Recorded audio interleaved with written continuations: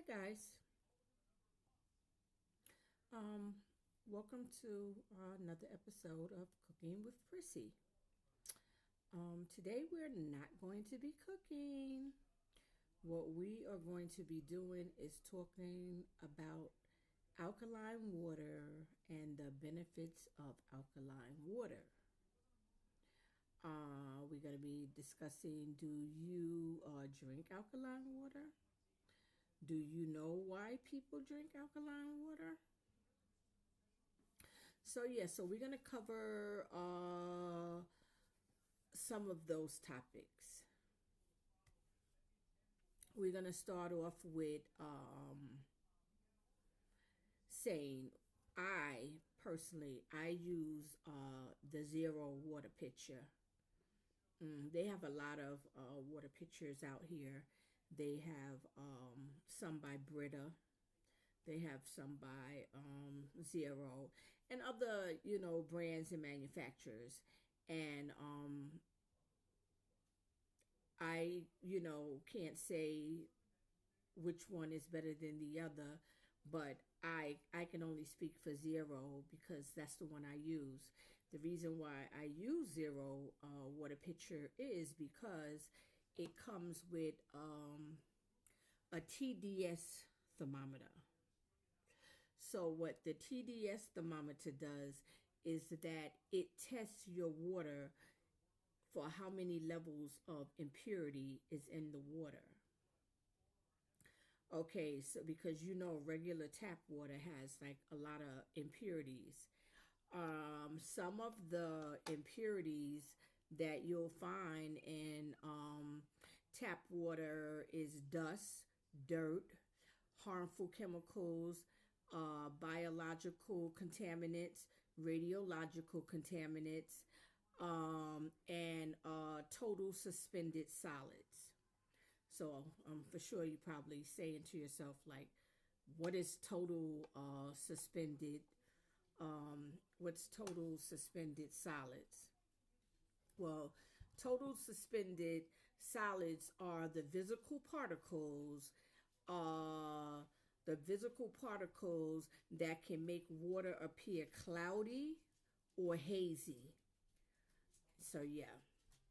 So now, the most common impurities in tap water is microbial and organic. Those microbial and organic include aluminum, ammonia, copper, mercury, and silver. But the most toxic of them all in your faucet drinking water is chlorine and fluoride. Those two are the most toxic chemicals found in tap water. So then and then of course we know that we think we know that alkaline water also is supposed to prevent cancer.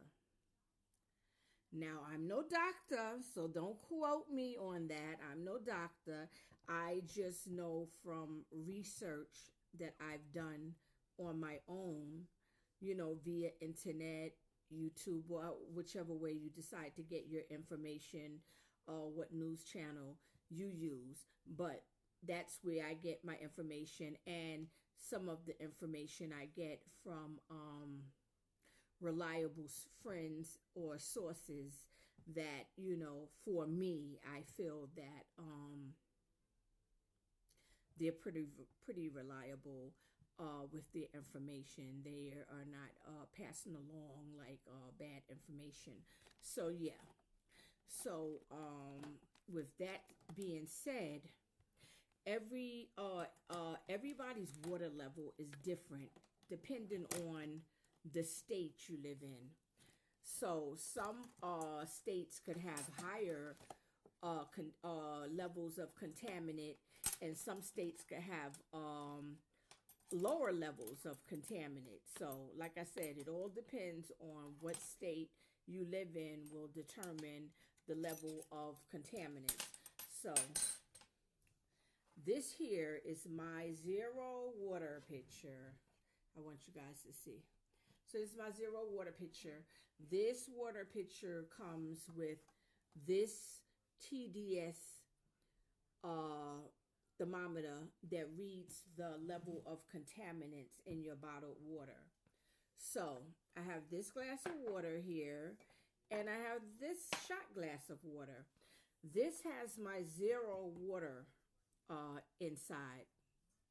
So we're gonna measure the level of contaminants in the water. Now, when this says zero, this doesn't mean that this is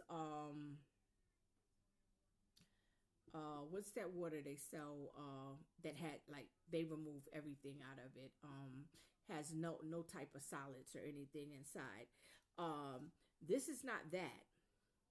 This is just a filter that removes all the high level contaminants, but it leaves all the minerals and things that you need, because if your body doesn't have minerals, then you know what happens and stuff. You start to feel like you have arthritis real early, or your bones ache. You start feeling lethargic. You don't have any energy. You literally start getting sick.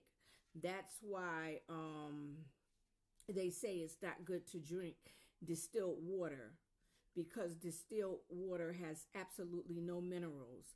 So if you drink distilled water, then you need to take some type of mineral supplement to put the minerals back that you get in your regular water. So now with zero water, it removes the contaminants, but it does not remove the minerals. So we're going to turn it on, and you might see those little zeros there. And so what I'll do is put it in the water to read how much contaminant. Now, it'll tell you, I had this filter in for a little while. They tell you to change it every 3 months. Sometimes I'll stretch it longer.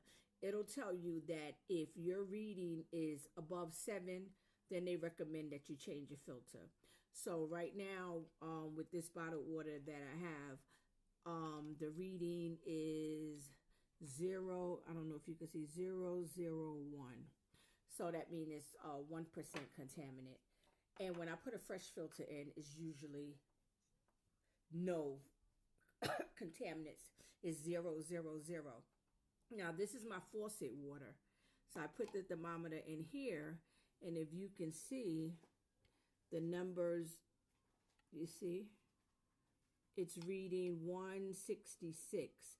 So that means that this water has 166 harmful contaminants inside of that water. And like I said, we did it with this one, and it removed all the harmful chemicals. We only registered in at a 1, and like I said, that was because, you know, the filter is getting towards the end where it probably needs to be replaced. But usually I could take it to a 7 before I replace it. So the topic of discussion is really how to turn your water into alkaline water. So you can do this yourself at home. Now, you can use your tap water, which have, like I said, a certain level of contaminants in it, but you can still turn it into alkaline. Or you can buy a filtering water pitcher that remove the contaminants and leave the minerals, and you can still turn it into alkaline water. So this is a gallon of water right here. I don't have a gallon pitcher, so this is a half a gallon. This is 64 ounces, so this is a half a gallon. So let's just pretend this was a gallon of water. You are going to put one half teaspoon per gallon of water. And you're going to be using baking soda, Arm & Hammer baking soda. So what you're going to do is you're going to take your measurement spoon. You see, this is a half a teaspoon. and you're going to dump that into your water. Gonna put your lid back on, and you're gonna shake, shake, shake, shake, shake, shake and bake, and shake it and bake it, and shake it and bake it. Right, so you're just gonna shake it up so it can dissolve into the water, and bam, you have alkaline water. Now, it has been said, and like I said, this is a disclaimer, I am no doctor. So, I only know from my research. It has been said that if you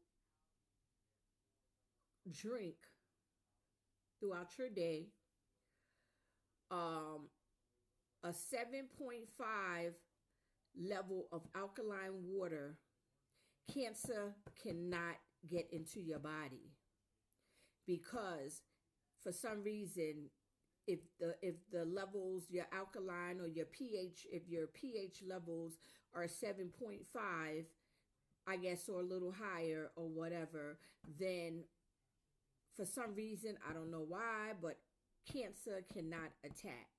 But if it's under a 7.5, then your body is open and susceptible to getting some form of cancer. So, with that being said, like I said, allegedly, I'm no doctor. I just know from research. I drink alkaline water. I know from research that from what I'm hearing, 7.5 in alkaline level is good. It's just good for your body overall. So like I said, you don't have to go out and spend all this money people spend going to the store buying alkaline water. You can make alkaline water in your home yourself using 1/2 teaspoon of baking soda, Arm & Hammer baking soda, and a gallon of water. If you just so happen to make a 1/2 gallon, then you will do whatever the measurements are for a 1/2 teaspoon broken down into 2. So yeah. So like I said, the tap water that we drink have a lot of impurities. I'm also like an organic person. I don't eat everything organic because some stuff you can't find organic, but I try to get as much organic products that I can, because again, of all the pesticides and all the other things. And I'm no health freak either, trust me. I'm overweight, so I'm working on that. But I'm just saying, every little bit helps and stuff. So like I said, some of the contaminants that's normally in tap water is dust, dirt, other harmful chemicals like biological contaminants, radiological contaminants, and also suspended solids. And suspended solids are visible particles in your water that makes your water look cloudy or hazy. So the most common contaminants are microbial and organic. Those include aluminum, ammonia, copper, mercury, silver. But the 2 highest in toxicity of chemicals are chloride and fluoride and chlorine. And we know because they put that in the pools, they put it in the water to kill bacteria. So we know that. Like if you ever watch Naked and Alive and all those survivor shows where they're out in the jungle, where they have malaria and all these things like that, it's always, you notice that they boil the water first to boil out a lot of the contaminants. But the thing is that you can't just boil your water at home, because if you boil your water, you're drinking distilled water, which means that you boiled out all the nutrients, all the minerals, everything, and eventually you will feel the effects of that. So you don't want that either. So, you know, try to invest in a filter that filters your water, filters out the impurities, and leave the minerals. And then, like I said, add, you know, Arm& Hammer baking soda to, you know, your water to make it alkaline. Now, be careful with your measurements of the Arm& Hammer. I don't know why I can't get that one right. Arm& Hammer baking soda. Be careful with your measurements because you don't want to over alkaline your water, because then you're going to have an adverse effect, and that's no good either. So it's basically simple math, everything in moderation. So if you do too much of it, it's going to kill you. If you don't do enough of it, it's going to kill you, basically. So yeah, so just be careful and mindful with your measurements, and make sure you follow, you know, the measurements properly. 1/2 teaspoon per gallon water. If you forget, you know, go on YouTube or go on the internet and Google it, and you'll see, you know, the information there of how to properly make alkaline water. So that's it. This was a quick video. I just wanted to share that information with you, and I hope this information is helpful. With that being said, I'm out, guys. See you for the next video.